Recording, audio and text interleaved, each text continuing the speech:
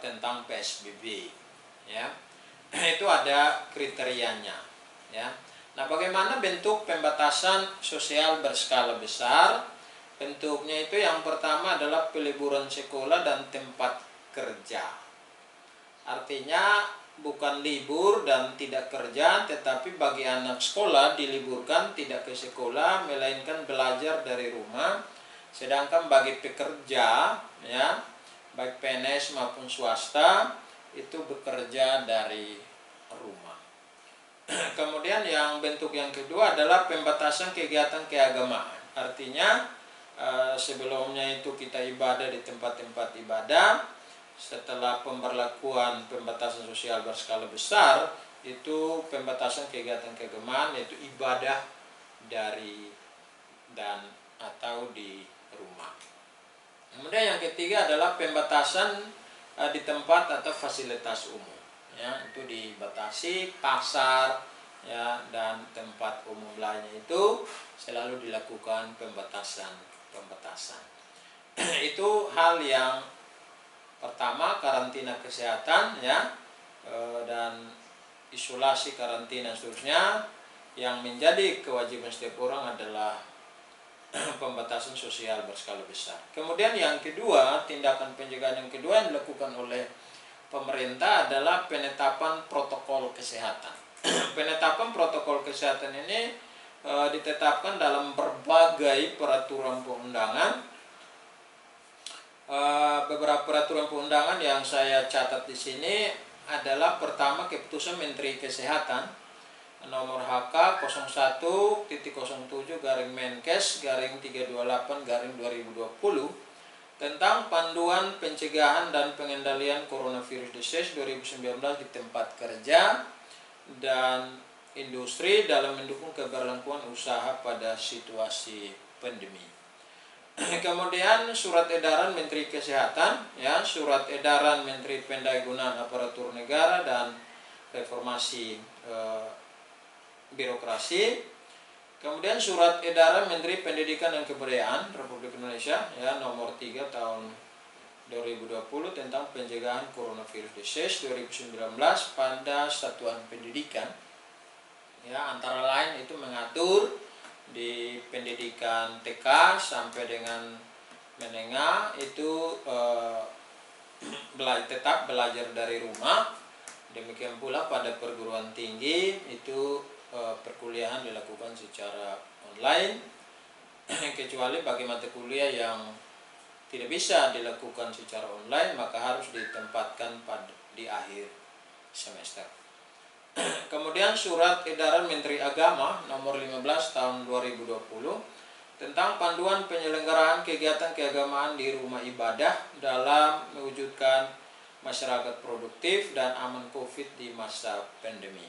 Nah, ini aturan-aturan ini harus dimiliki oleh setiap peserta KPPM, sehingga ketika mendampingi masyarakat itu bisa memberikan penjelasan atau sosialisasi kepada masyarakat agar masyarakat dapat taat dan tentunya tercegahnya penularan virus corona 2019. Itu dasar hukum penetapan protokol kesehatan. Nah, sekarang kita lihat substansinya. Nah, protokol kesehatan bagi masyarakat ini itu meliputi yang pertama adalah kewajiban pemakaian masker setiap keluar rumah, ya. Jadi protokol kesehatan bagi masyarakat dari semua peraturan-peraturan itu, hal-hal pokoknya itu yang pertama adalah kewajiban pemakaian masker setiap keluar rumah. Kemudian ketersediaan sarana cuci tangan, ya, ketersediaan sarana cuci tangan. Jadi di setiap tempat, ya, fasilitas umum di rumah itu perlu setiap warga masyarakat menyediakan sarana cuci tangan. Kemudian kewajiban pengaturan jarak minimal 1 meter di lingkungan kerja atau di mana saja. Ketika masyarakat keluar rumah harus menjaga jarak dengan sesama masyarakat yang lain. dalam keputusan Menteri Kesehatan yang tadi saya sebutkan itu adalah dengan berbagai surat edaran itu kewajiban pengaturan jarak minimal 1 meter, ya 1 meter di lingkungan kerja atau di lingkungan lainnya. Kemudian kampanye gerakan hidup sehat. Nah, setiap masyarakat itu harus mengkampanyekan gerakan hidup sehat, ya tidak hanya mengkampanyekan tetapi melaksanakan ya gerakan hidup sehat. Ya. Nah, bagaimana bentuk gerakan hidup sehat? Ya, itu yang pertama tentang pola hidup sehat, bagaimana pola hidup sehat, perilaku hidup sehat, kemudian sehat di tempat kerja. Jadi pola hidup sehat, perilaku hidup sehat, dan sehat di tempat kerja. Nah, pola hidup sehat, perilaku hidup sehat, dan sehat di tempat kerja ini mencakup yang pertama sama itu cuci tangan pakai sabun. Jadi fasilitas cuci tangan itu selalu disiapkan di setiap rumah. Kemudian etika batuk, ya itu diatur dalam keputusan menteri dan surat edarannya itu etika batuk itu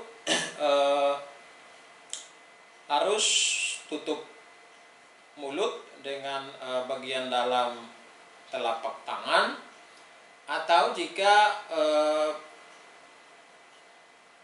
penutupannya menggunakan tisu atau lainnya harus dibuang pada tempat sampah yang tertutup sehingga tidak menular kepada pihak lain.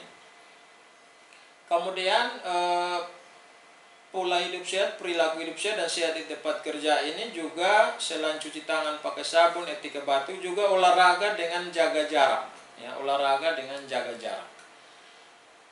Kemudian konsumsi makanan bergizi yang seimbang, ya itu dalam surat edaran Menteri Kesehatan itu terutama makanan yang mengandung vitamin C, ya misalnya buah-buahan, ya dan lainnya yang mengandung vitamin C. Kemudian hindari penggunaan alat pribadi secara bersama, misalnya masker digunakan secara bersama itu tidak dibolehkan, ya. Atau minum air bersama misalnya dalam itu dilarang atau tidak boleh dilakukan karena itu bukan pola hidup sehat, perilaku hidup sehat, dan sehat di tempat kerja. Ini diatur di dalam keputusan Menteri Kesehatan dan berbagai surat edaran. Kemudian dampak dan penanggulangan COVID-19 bagi masyarakat. Nah, dampak ini timbul karena pemberlakuan pembatasan sosial berskala besar dan protokol-protokol kesehatan yang ketat akibat pencegahan coronavirus disease 2019 membawa dampak baik kehidupan sosial dan perekonomian masyarakat.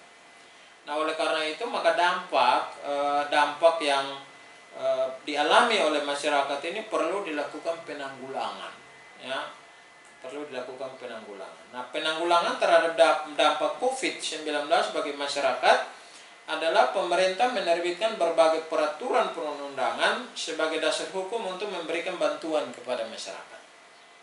Ya, itu ada beberapa dasar hukum, ya.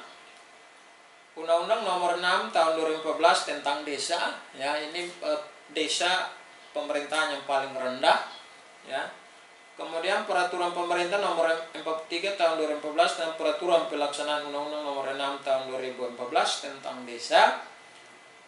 3. Peraturan Menteri Desa, Pembangunan Daerah Tertinggal dan Transmigrasi nomor 6 tahun 2020. Kemudian Surat Menteri Desa, Pembangunan Daerah Tertinggal dan Transmigrasi nomor 126 tahun 2020. Nah, peraturan undang-undang desa, peraturan pemerintah, dan surat-surat menteri ini ditindaklanjuti dengan berbagai peraturan kepala daerah, apakah itu peraturan bupati atau peraturan wali kota tentang petunjuk pelaksanaan bantuan langsung tunai dan bantuan langsung sosial kepada masyarakat. Jadi petunjuk teknisnya itu ditetapkan oleh kepala daerah berdasarkan peraturan kepala daerah. Nah, jenis bantuan